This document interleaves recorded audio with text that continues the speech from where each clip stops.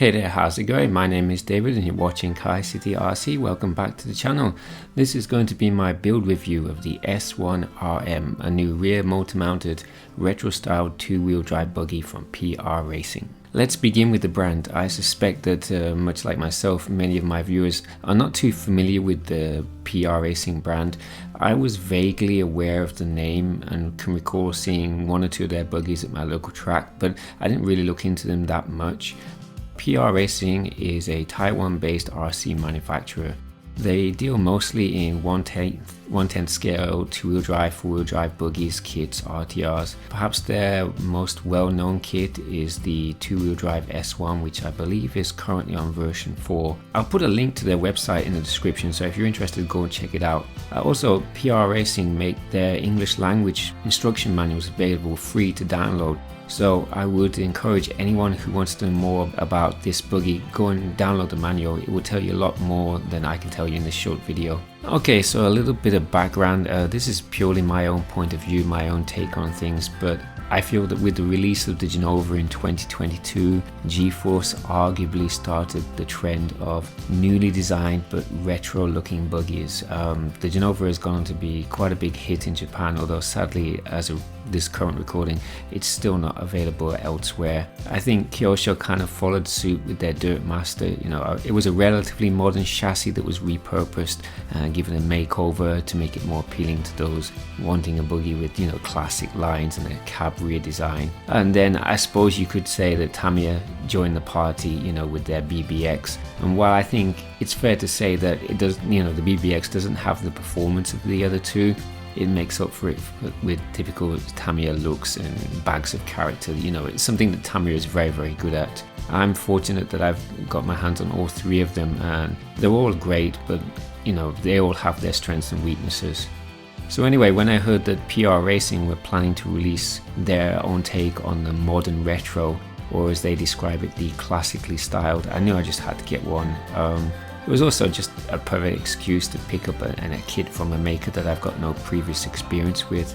So I'm just going to give you my thoughts on the build. I'm recording this before I've actually done a shakedown run, so I plan to do a shakedown run and then at some point I will put it against the Genova and the Dirt Master and possibly the BBX and the YZ2. But yeah, without further ado, let's talk about the build.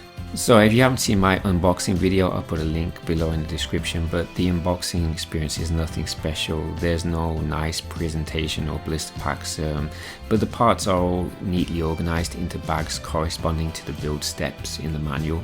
The manual itself is clear, concise, and contains plenty of information. Like I said, you can download it free from their homepage, so again, if you're interested, go check it out. Now the kit does come with wheels and tires, but no motor or pinion. What else can I tell you? The kit will accept standard size servo, but I found that it was easier to install a low profile just simply because of where the wires wanted to come out of the standard size servo. It's not really a major issue, but in my case I found it easier to fit a low profile one, and it also gives you a bit more options with battery positioning. Another thing that I wasn't too keen on, throughout the manual all the parts are referred to with their full parts code, which is a rather lengthy number. It can make the manual seem a little more complicated than it actually is, compared to, for example, Tamiya or other makers where a part would be referred to as, like, for example, B4 or C17 or something like this. This is all really long code numbers. It's a minor thing, but it can, I'm thinking from the point of view of somebody who's perhaps this is their first build, it can make it seem a little bit more complicated than it actually is. A couple of minor errors, one of them being the length of the steering rod. It's supposed to set it to 29mm, but I found if I did that, the steering was way off from dead center.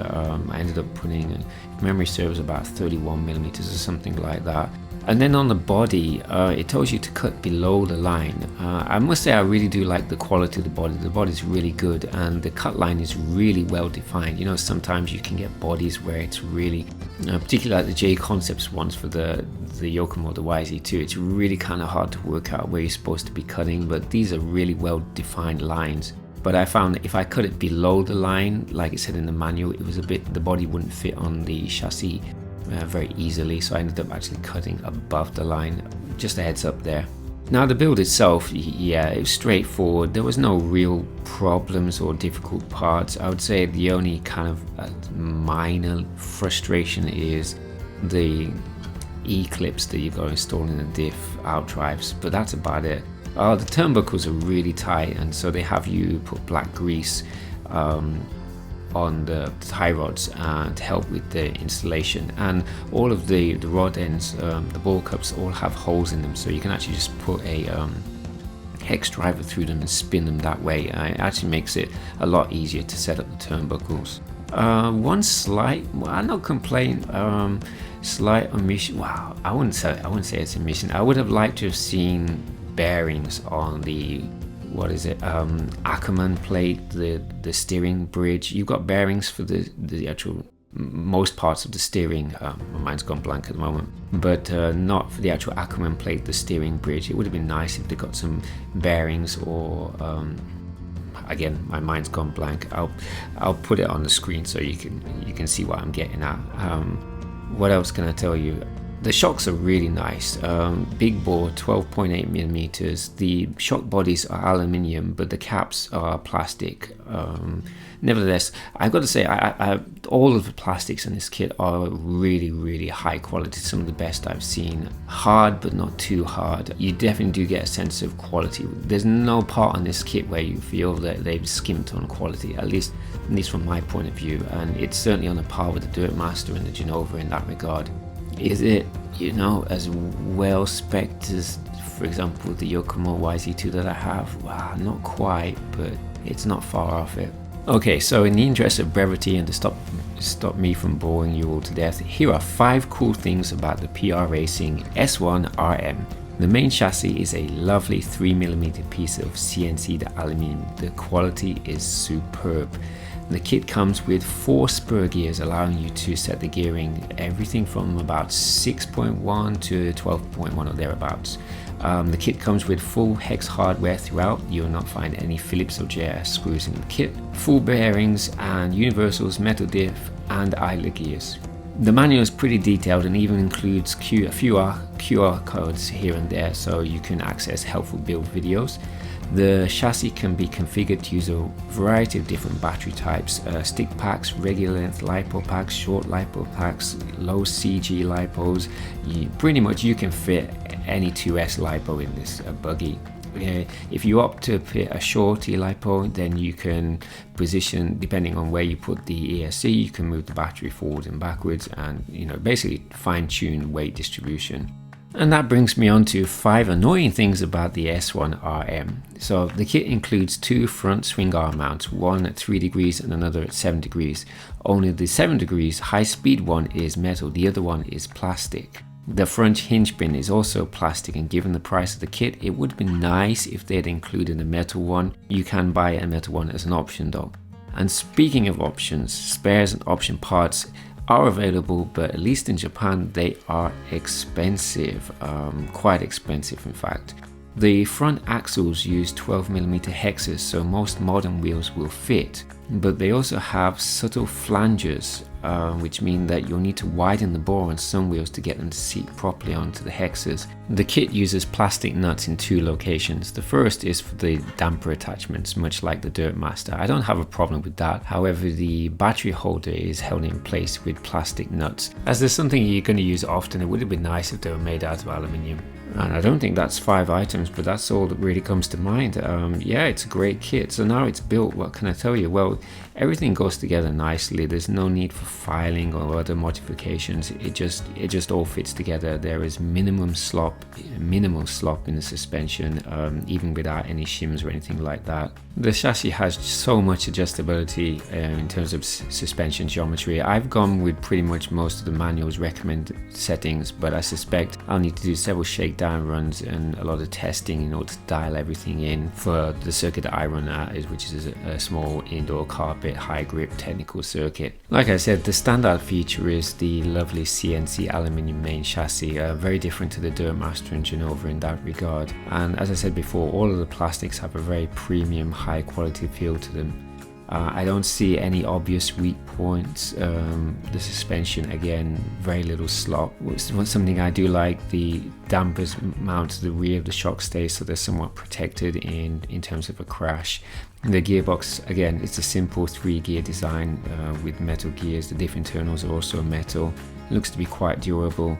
It's not the easiest thing to access for maintenance. Again, that's only just nitpicking really. The chassis itself, you've got plenty of room for most electronics, though if you do want to put ESCs in the side pots, you're kind of limited to space. If memory serves, you've got about 32 millimeters of clearance towards the rear. You've got more clearance further forward you go. It does have several braces at the rear that you can remove them and customize them depending on where you want to mount the ESC and whether that ESC has got a fan or whatever. I had a look at their website and there are several optional parts available. I've already picked up the aluminium steering bridge Ackerman plate and a few other bits and pieces, mostly spares though. Overall, yeah, very pleased with the kit. Price wise, over here it retails for 36,000 yen. To put that in comparison, the Dirtmaster MSRP is 29,000 yen if memory serves, and the Genova was almost identical, although both of them can be picked up at discount prices at the moment. Is it worth it, value for money? Well, I would say yes. At this point, the only negative I can really level at it is the cost of the spares and spare option parts. The kit itself, the quality is top notch, and I don't think anybody would be disappointed with what you get for the money. Well, I'm going to shut up here. Hopefully this weekend I'll be able to do a couple of shakedown runs with the Buggy, get the settings dialed in. I want to get track time with it first before I start throwing it against the Genova and Dirtmaster. I've run both of those Buggies a lot down at my local circuit, and so I want to get some good track time in with the S1 RM first before I make any judgment about which is the better of the three. Well, I hope that you found this video useful. Stick around, stay tuned for the next one. My name is David, you've been watching Kai City RC. I'll catch you in the next one.